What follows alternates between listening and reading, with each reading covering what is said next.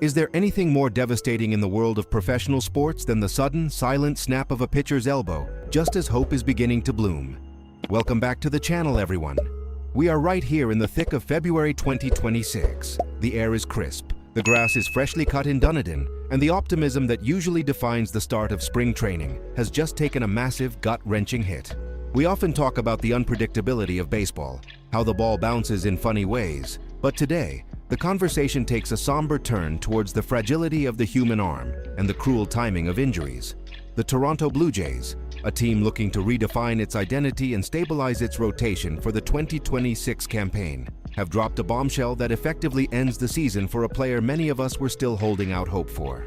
We aren't just talking about a minor setback or a few weeks on the shelf. We are talking about the dreaded three letters that every pitcher fears more than a loaded lineup: UCL. The headline is stark and unforgiving. Bowden Francis has been placed on the 60-day injured list. But the reality behind that transaction is much heavier. The team announced on Wednesday that Francis has undergone reconstructive surgery on the ulnar collateral ligament in his throwing elbow. Yes, the full reconstruction. This isn't a cleanup. This is a complete rebuild of the elbow joint. Because of the timing of this surgery, right here as camp opens in February 2026, Francis is guaranteed to miss the entirety of this season. The recovery timeline for this procedure is almost strictly 12 to 14 months, meaning the earliest we might see him on a mound again is spring training of 2027. It is a crushing blow for a pitcher who has been on an absolute roller coaster over the last 24 months. To understand the weight of this news, we have to look at the atmosphere surrounding the team right now. The front office has been trying to piece together depth, trying to find those internal options that can eat innings and provide quality starts. Francis was supposed to be a wild card in that equation. Even after a rough 2025, the talent was there. The stuff was there. But now that slot on the depth chart is vacant, and the roster shuffling has already begun. In a corresponding move that feels almost like a footnote compared to the Francis news, the Blue Jays have claimed infielder Ben Cowles off waivers from the Chicago Cubs. It's a classic one door closes, another opens scenario. But right now, the focus of the fan base is squarely on the loss of pitching depth. This situation forces us to confront the harsh reality of modern pitching. We see velocity increase, spin rates go through the roof, and the torque put on these elbows is simply unsustainable for many. For Blue Jays fans, this feels like a recurring nightmare. We build up these arms, we watch them flash brilliance, and then the attrition sets in. The reaction on social media has been a mix of sympathy for the human being, because Bowden is a guy who grinds, and frustration at the organization's luck with pitcher health. How do you plan for a season when your depth pieces are falling before the first Grapefruit League game is even played? It sets a tense tone for the weeks ahead. We are going to dive deep into what went wrong for Francis, analyze this new infielder Cowles, and look at the fallout. But first, let this sink in. The 2026 season is over for Bowden Francis before it even began. To truly process the tragedy of this injury, we have to rewind the tape and look at the context of Bowden Francis's career, because it is a classic case of what could have been interrupted by the harsh realities of the body. If you cast your minds back to the tail end of the 2024 season, Bowden Francis looked like he had finally cracked the code. He wasn't just good, he was electric. He was flirting with no-hitters, he was dominating lineups, and he was being touted by everyone, from the beat writers to the analytics department, as a legitimate piece of the rotation puzzle moving forward. That late 2024 surge was the stuff dreams are made of. It was the moment where a journeyman becomes a staple. We all bought into the hype. We thought, here is a guy who figured it out. But then came 2025, and the wheels didn't just fall off. The car exploded. The 2025 campaign was, to put it mildly, a disaster. Francis struggled mightily, pitching to a ballooned 6.05 ERA over 14 starts. It was painful to watch. The command wasn't there, the bite on his breaking stuff seemed diminished, and batters were teeing off. At the time, we analyzed it as regression. We thought maybe the league had adjusted to him, or maybe the pressure of expectations was too heavy. But looking back now, with the benefit of hindsight and this UCL diagnosis, you have to wonder, how long was he hurting? He was placed on the IL in June of 2025 with a right shoulder impingement and missed the rest of that season. Now we have to connect the dots between the shoulder and the elbow. In pitching mechanics, we often talk about the kinetic chain. When one part of the chain is broken or weak, like a shoulder impingement, the stress doesn't just disappear, it transfers. Often, a pitcher will subconsciously alter their mechanics to protect a hurting shoulder, and in doing so, they put catastrophic stress on the elbow. It is highly probable that the shoulder issues of 2025 were the precursor to the elbow failure of 2026. It's a tragic physiological domino effect.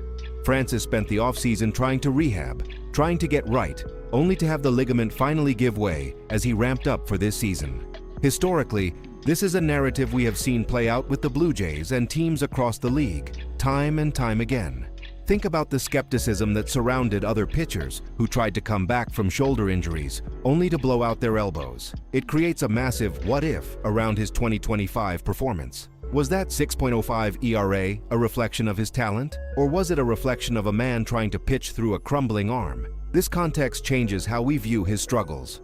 It transforms frustration into empathy. He wasn't just bad, he was likely compromised. And now, facing a 12-month recovery, Francis enters the wilderness of rehab. He will spend the next year doing tedious exercises, watching his teammates play, and wondering if he can ever recapture that magic from late 2024. It is a lonely, grueling road, and for a pitcher who is not a 21-year-old top prospect, but a guy fighting for his career, the stakes couldn't be higher. While the Francis news sucks the air out of the room, the front office, as they must, continues to churn the bottom of the roster, leading us to the second part of Wednesday's announcement, the acquisition of Ben Cowles. Now I know what you're thinking. Who is Ben Cowles, and why should I care when we just lost a pitcher? It's a fair question. Cowles is not a superstar. He's not a name that is going to sell jerseys in the team store tomorrow. But in the ecosystem of a 162-game season, moves like this are the grease that keeps the engine running. Cowles, 26, comes to Toronto via a waiver claim from the Chicago Cubs, and his profile is exactly what modern front offices crave for their depth charts: versatility and optionability. Let's break down the player. A native of Rochester, New York, so he's a local-ish kid, familiar with the region, Cowles has been a baseball nomad. Drafted by the Yankees in the 10th round back in 2021, he has bounced from the Yankee system to the White Sox, and then to the Cubs, all before landing here. This tells you two things. 1, teams see something in him worth acquiring. And 2, no team has seen enough to lock him down permanently yet. He split the 2025 season between the Cubs and White Sox AAA affiliates, hitting .235 with 9 home runs in 128 games. Those offensive numbers? They are pedestrian. They don't jump off the page. A .235 average in the minors isn't screaming MLB starter. However, the value here is in the glove and the versatility. Over his minor league career, Cowles has logged 216 starts at shortstop, 140 at second base, and 92 at third base. He is the definition of a Swiss Army knife. With the Blue Jays needing insurance policies in the infield, especially given the injury histories of some of our core players, Cowles represents a safety net. He is the guy you stash in Buffalo who can come up and play decent defense at 3 positions if disaster strikes. We have seen the Jays utilize players like Santiago Espinal or Ryan Goins in the past, guys who make their living with the glove. Cowles is an attempt to shore up that floor. But let's be real about the fan reaction. It is a tough sell to tell a fan base, hey, we lost a rotation piece for the year, but look, we got a .235 hitter from AAA. The optics are challenging. It highlights the disparity between the major league needs, pitching, and the waiver wire availability, infield depth. Yet this is the moneyball aspect of the sport. You claim Cowles because he costs nothing but a roster spot, and if he clicks, you look like a genius. If he doesn't, you waive him again. It's a low-risk move, but it doesn't fill the void left by Francis. It merely adds a layer of insulation to a different part of the house. The question remains, is this enough? Or is Cowles just a placeholder until a more significant move is made? So, where does this leave the Toronto Blue Jays as we stare down the barrel of the 2026 season? The loss of Bowden Francis is a sobering reality check. It removes a layer of depth that, while questionable after 2025, was still a vital part of the team's contingency planning. The rotation is now one arm thinner, one injury closer to crisis mode. This puts immense pressure on the current starting 5 and the top-tier prospects in Buffalo to stay healthy and perform. There is no safety net named Bowden Francis anymore. The next man up mentality is a cliche for a reason, because it's the only way to survive, but you eventually run out of men if you aren't careful. For Francis personally, the future is murky.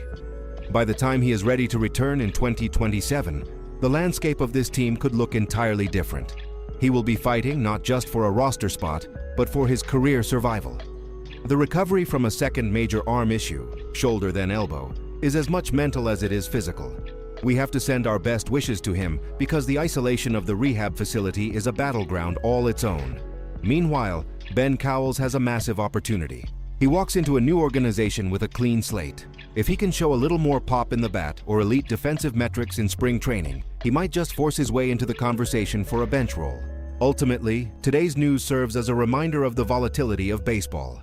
We can analyze stats and project WAR all day long, but one pop of a ligament changes everything. The Blue Jays front office now has to scramble.